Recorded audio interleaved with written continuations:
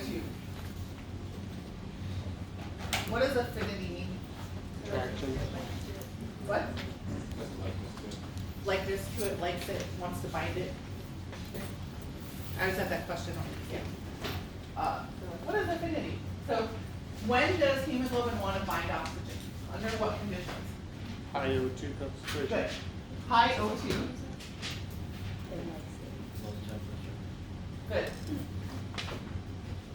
Let's do low temperature right here.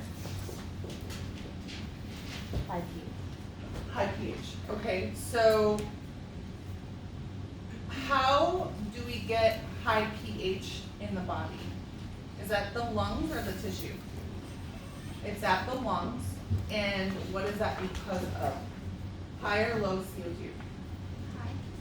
I don't know. It's going to be low CO2.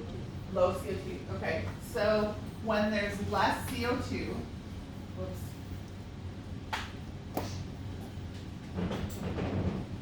Okay, so we can say low H plus, right?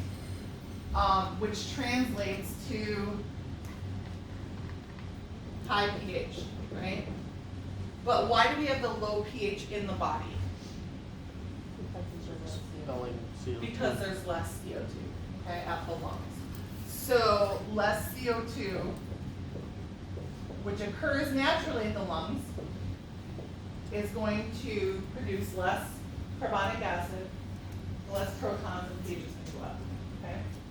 So we can say hemoglobin has a high affinity for oxygen when there's high oxygen, when there's a higher pH, and a lower temperature. We could do these situations in a lab, couldn't we? We could have test tubes full of 0.9%, right? Physiological saline. Stick some red blood cells in there. We could tweak the pH, we could tweak the temperature, and see how they behave with oxygen and CO2. So if we have a high pH environment, that hemoglobin is going to want to hold on to oxygen. Okay, but where does that usually occur in the human body? At the site of the lungs. Why? Because we have low CO2. Okay. It's rare that we have high pH in the blood, and it's not due to a lack of CO2. So what I'm trying to say is it's rare that this is pathological of alkaline plasma. Okay, it's rare. It does happen, but it's rare. Okay, let's look at the flip side. When does hemoglobin have a low affinity?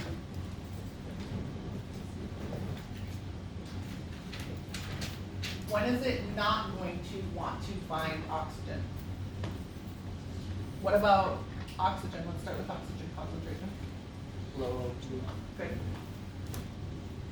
Low O2 environment, High temp. high temperature. Perfect. Low pH. CO2. High CO2. Okay, so let's do high CO2. So high CO2,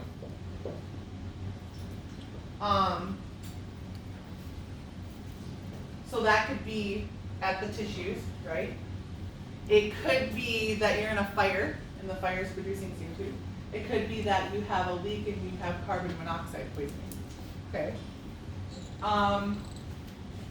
Excess CO2 does what?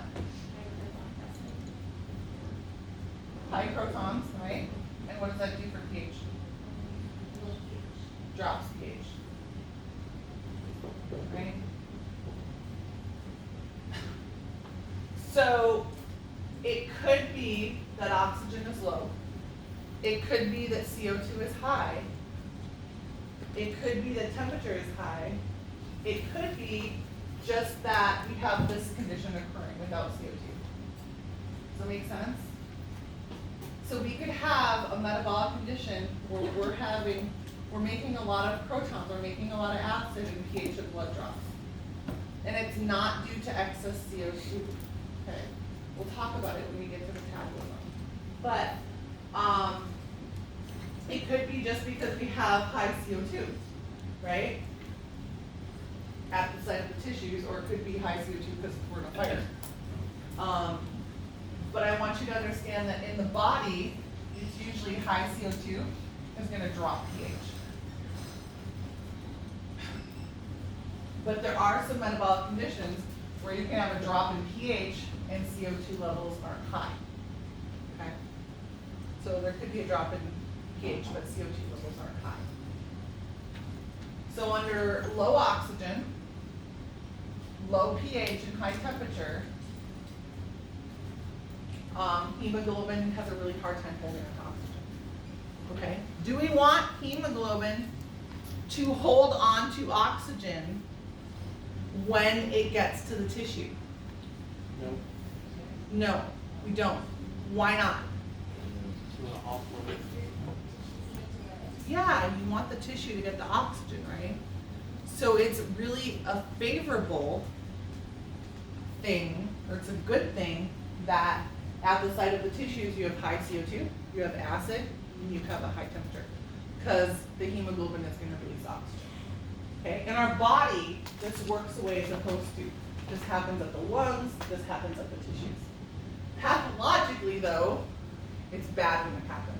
If you shift the pH or temperature of the blood pathologically, and it's not lung and muscle driven, or lung and tissue driven, then you're going to see problems with that hemoglobin grabbing oxygen.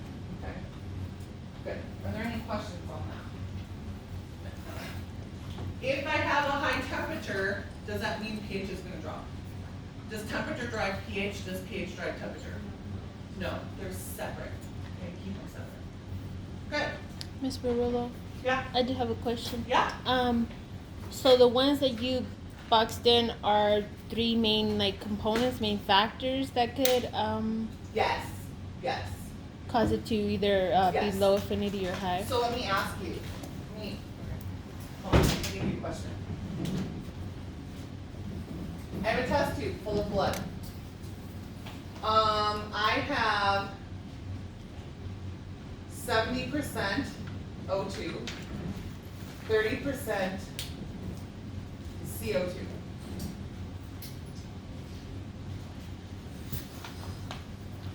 And I have a low pH. What does that red blood cell look like?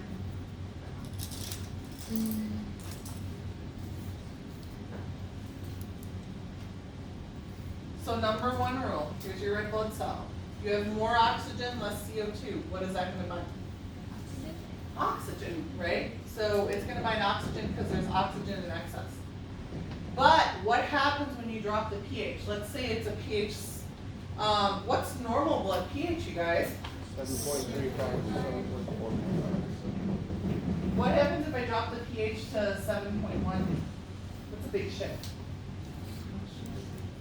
Is it going to want to bind oxygen or not bind oxygen?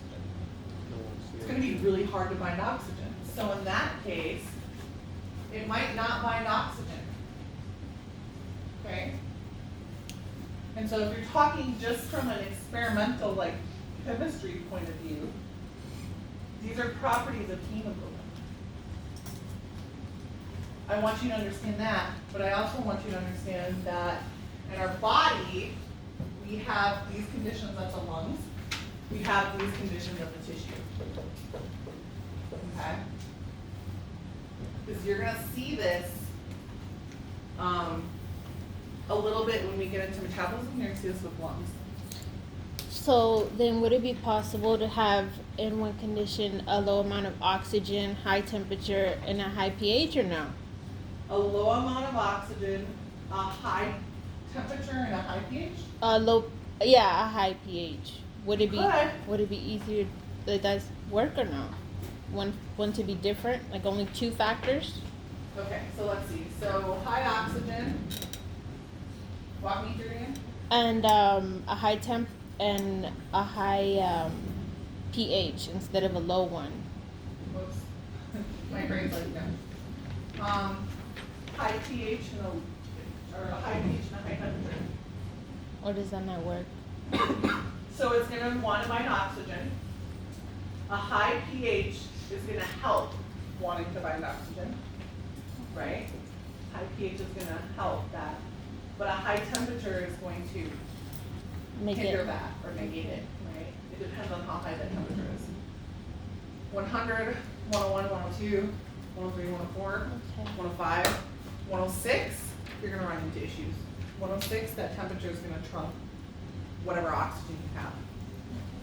So it depends on the situation. Right. Okay. Okay? I'm not gonna be that ambiguous on the exam. Okay? Good. Any other questions? Okay. This is really critical, you guys. It's the same level of criticalness as osmolarity in chemistry. Okay. Okay, so let's see.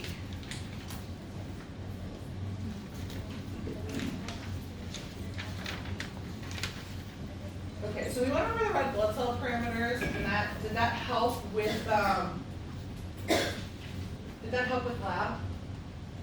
Red blood cell parameters? Yeah, okay. So, oh, did I show you the McGill University website? Did I actually show you the website? No. Let me show you the website real quick.